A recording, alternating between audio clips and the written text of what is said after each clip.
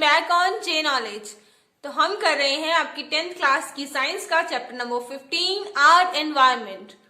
तो इस चैप्टर की अभी तक 2 वीडियोस हो चुकी है and this is the third part. और इसमें हम पढ़ने वाले हैं किसके बारे में? Ozone layer and how it getting depleted. जो ओजोन लेयर होती है वो क्या होती है और वो कैसे डिप्लीट हो रही है। डिप्लीट का मतलब खराब हो रही है। क्लियर? तो ओजोन लेयर का नाम आपने सुना होगा। कब सुना होगा? छोटी क्लासेस में, 6 में, 7 में, 8 में, हर क्लास में आपको ये टॉपिक पढ़ाया जाता है। तो ओजोन लेयर पहली बात बनी किसकी होती है? ये गैस की लेयर है, ऐसे कोई मिट्टी की परत नहीं है, ये गैस की लेयर है। कौन सी गैस? ओजोन। अब ओजोन गैस में कौन से मॉलिक्यूल्स होते हैं? जैसे ऑक्सीजन में हमने क्या पढ़ रखा है? ऑक्सीजन होती है O2, 2 ऑक्सीजन के एटम्स आपस में जुड़े होते हैं। सिमिलरली ओजोन में क्या होते हैं? 3 ऑक्सीजन के एटम्स आपस में जुड़े होते हैं। तो ओजोन होती है O3 मॉलिक्यूल। तो मैम ये पाई कहाँ पे जाती है?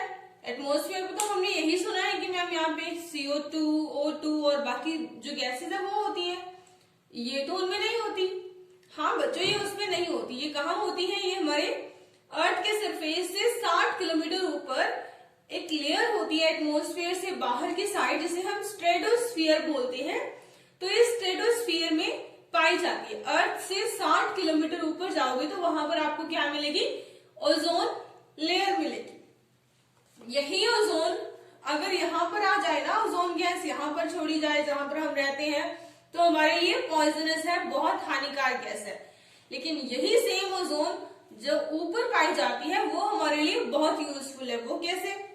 सो ओजोन लेयर क्या करती है? Shield the surface of earth from the ultraviolet radiations of the sun.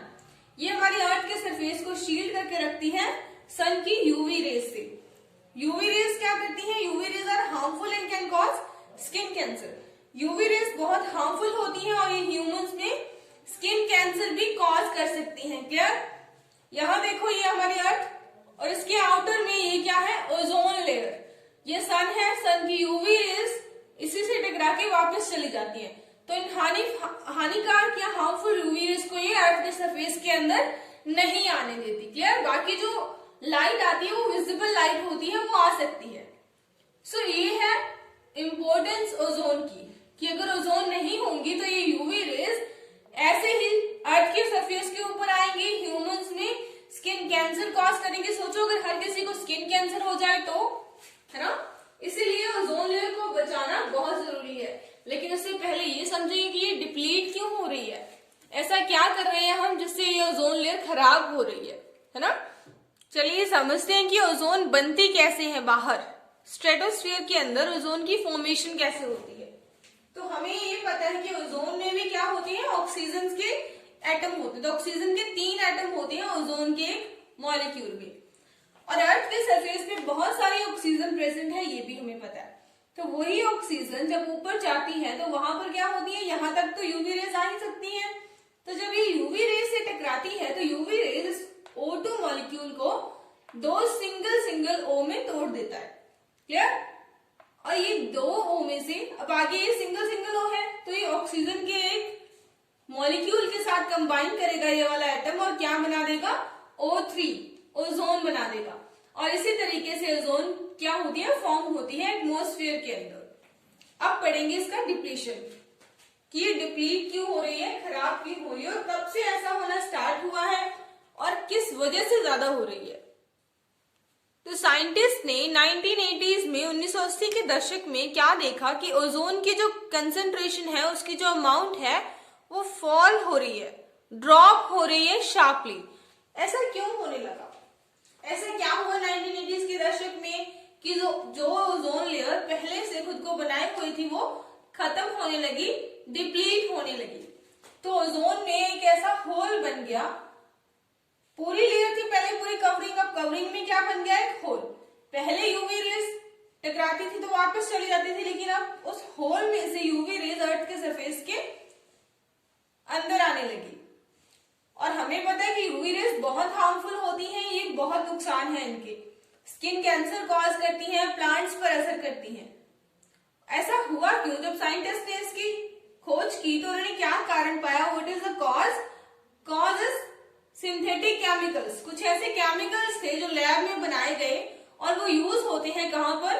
Refrigerants में और फायर एक्सटिंग्विशर में। जो हमारे फ्रिज होते हैं घर पे, फायर एक्सटिंग्विशर आग बुझाने वाले यंत्र होते हैं, उसमें ये यूज होते हैं केमिकल्स, और इन केमिकल्स का नाम है क्लोरोफ्लोरोकार्बन्स। तो इन्हीं क्लोरोफ्लोरोकार्बन्स की वजह से जो ओजोन लेयर है वो खराब होने लगी, वो डिप्लीट होने लगी और उसमें क्या हो गया? होल हो गया। क्लियर? अब हमें पता है कि 1980s के बाद से ही सारे हम ज्यादा क्या यूज करने लगी? रेफ्रिजरेंट्स, एसी, फायर एक्सटिंग्विशर, ये तब से ज्यादा यूज में है। तो सीएफसी की कंसेंट्रेशन लगातार बढ़ने लगी और जिससे क्या होने लगा? ओजोन लेयर में होल होने लगा।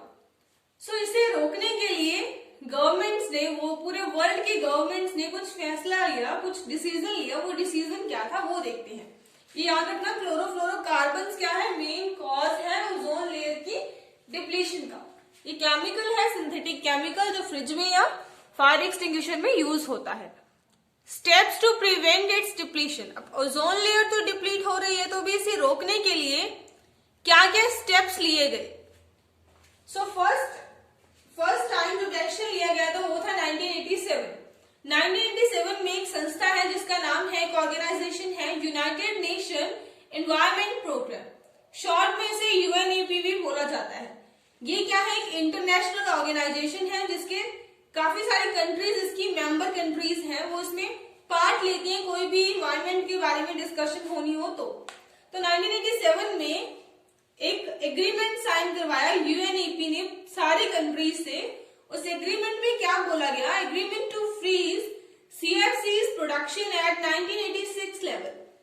इसने बोला सारी कंट्रीज को कि आप, ये सीएफसी क्या है? एक सिंथेटिक केमिकल है जो लैब में बनाया जाता है। तो उसने कंट्रीज को बोला कि आप इस सीएफसी की प्रोडक्शन को फ्रीज कर दोगे। फ्रीज मतलब रोक दोगे, कहां तक? 1986 के लेवल तक। कैसे? कि जितनी सीएफसी प्रोडक्शन 1986 में हो रही थी उतनी ही आप आगे करोगे, उससे ज्यादा इंक्रीज नहीं करोगे इसकी प्रोडक्शन को। ये चीज बोली गई 1987 में। और उसके बाद अब क्या कर दिया गया है? Now it is mandatory for all companies to make CFC free refrigerators.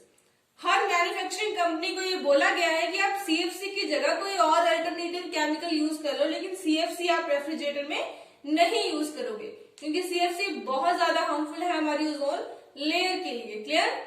So this is ozone layer and how it is depleted. समझ में आया कि ओजोन लेयर की हमारी लाइफ में कितनी इंपॉर्टेंस है। इसीलिए ये टॉपिक एक एनवायरमेंटल इशू का मेन टॉपिक बना रहता है हमेशा ही। और एक इंटरेस्टिंग बात, आपको पता है ओजोन लेयर में एक होल हो गया था बहुत बड़ा। कहां पर? अंटार्कटिका के ऊपर। जो अंटार्कटिका है उसके ऊपर ये होल था, और ये होल रिसेंटली 2019 में हील हो गया। पूरा होल हील हो गया। कैसे?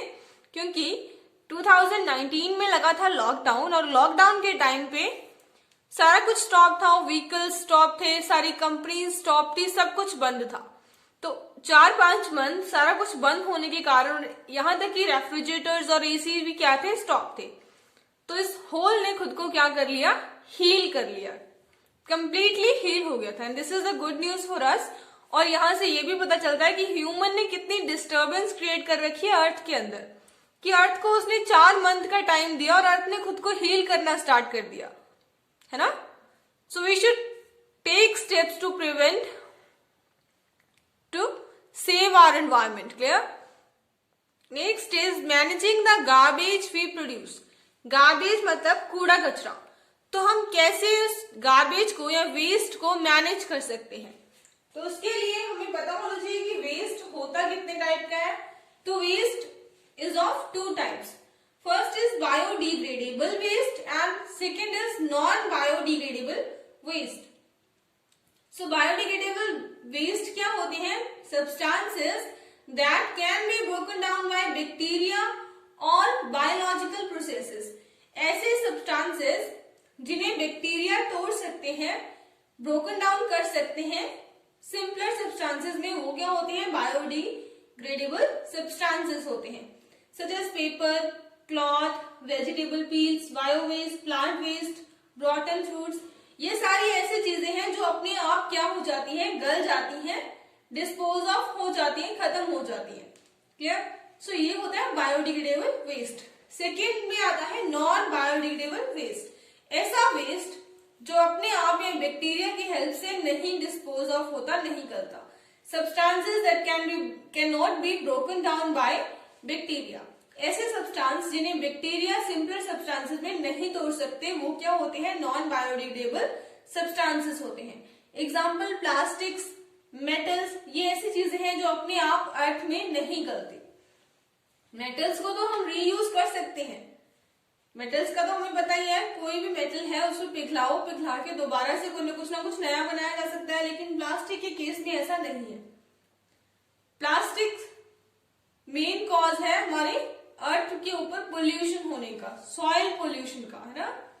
सो how to manage this garbage, कैसे हम इसको मैनेज कर सकते हैं, आइए देखते हैं इसके 4-5 स्टेप्स।